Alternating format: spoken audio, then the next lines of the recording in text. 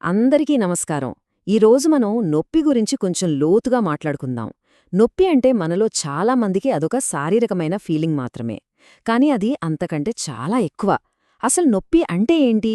మన మీద దాని ప్రభావం ఎందుకంత బలంగా ఉంటుంది? ఈ విషయాలన్నింటినీ ఇప్పుడు విశ్లేషిద్దాం. మనందరికీ ఏదో ఒక టైంలో ఈ ప్రశ్న వచ్చే ఉంటుంది.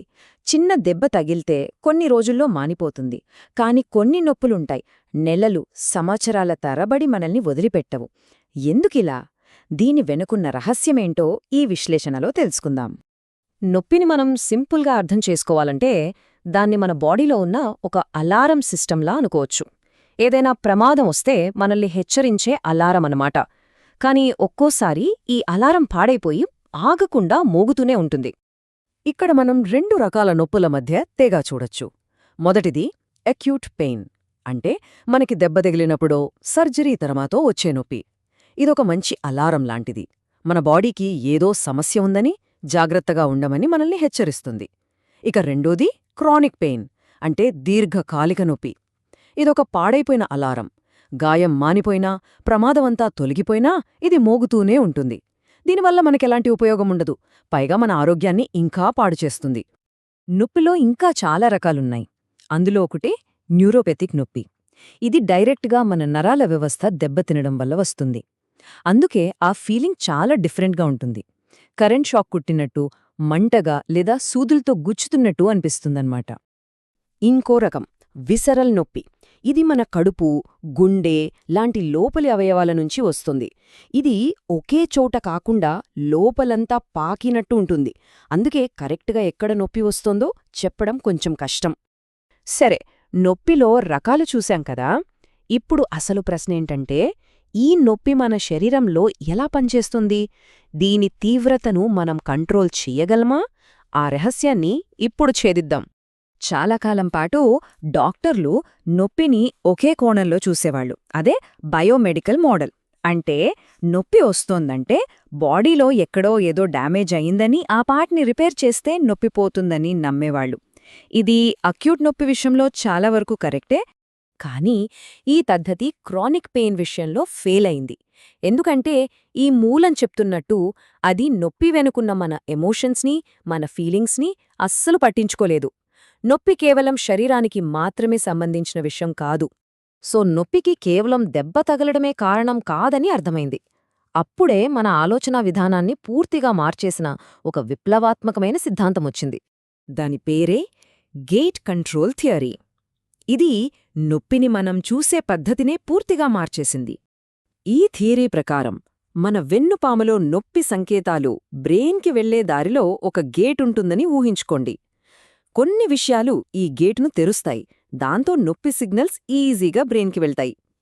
ఇంకొన్ని విషయాలు ఈ గేటును మూసేస్తాయి, నొప్పిని అడ్డుకుంటాయి. ఇక్కడ అసలు మ్యాజిక్ ఏంటంటే మన బ్రెయిన్, అదే ఈ గేటుకి గేట్ కీపర్ లాంటిది. అది పైనుంచి సిగ్నల్స్ పంపి ఆ గేట్ను తెరవగలదు, మూయగలదు. దీనర్థమేంటో తెలుసా? నొప్పి అనుభవం కేవలం దెబ్బ తగిలిన చోట మాత్రమే కాదు, మన మెదడు ఆ సిగ్నల్స్ని ఎలా ప్రాసెస్ చేస్తుంది, ఎలా కంట్రోల్ చేస్తుంది అనేదానిపై ఆధారపడి ఉంటుంది. నొప్పి విషయంలో మన బ్రెయిన్ చాలా పవర్ఫుల్ అన్నమాట. ఈ గేట్ కంట్రోల్ థియరీ మనల్ని నొప్పిని అర్థం చేసుకోవడానికి ఒక కంప్లీట్ పిక్చర్ ఇచ్చింది.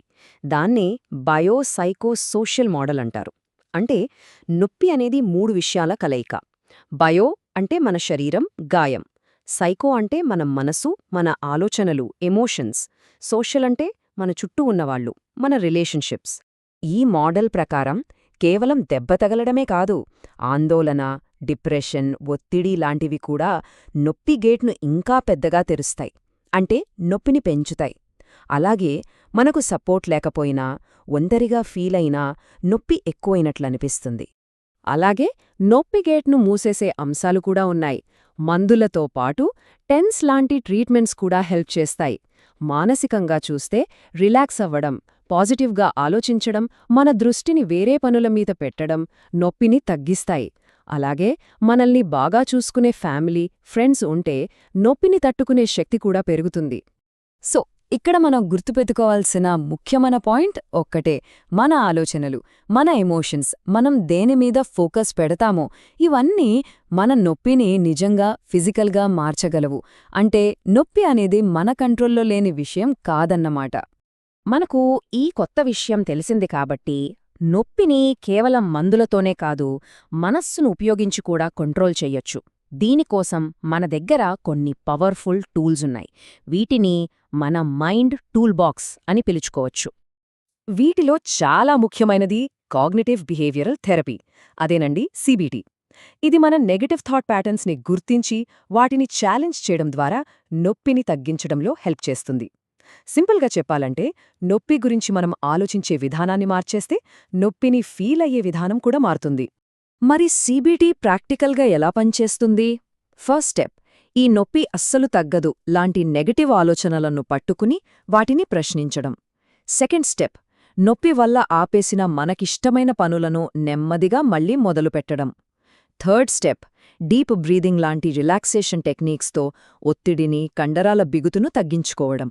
బయోఫీడ్బ్యాక్ అనేది మరో అద్భుతమైన టెక్నిక్. కొన్ని పరికరాల సహాయంతో మన బాడీలోని కండరాల టెన్షన్, హార్ట్ రేట్ లాంటివి స్క్రీన్ మీద చూపిస్తారు.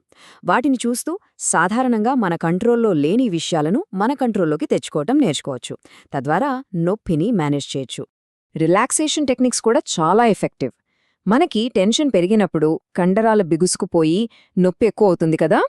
డీప్ బ్రీదింగ్, ప్రశాంతమైన ప్రదేశాన్ని ఊహించుకోవడం లాంటివి మన నర్వస్ సిస్టమ్ను కూల్ చేసి ఆ పెయిన్ గేట్ను మూయడానికి హెల్ప్ చేస్తాయి. చివరిగా, మన దృష్టి అంటే మన అటెన్షన్ శక్తిని అస్సలు తక్కువ అంచనా వేయొద్దు. మన ఫోకస్ ఎక్కడుంటే మన ఎక్స్పీరియన్స్ అక్కడే ఉంటుంది. మంచి మ్యూజిక్ వినడం, ఫ్రెండ్స్తో మాట్లాడటం లాంటివి నొప్పి నుంచి మన దృష్టిని మళ్లిస్తాయి.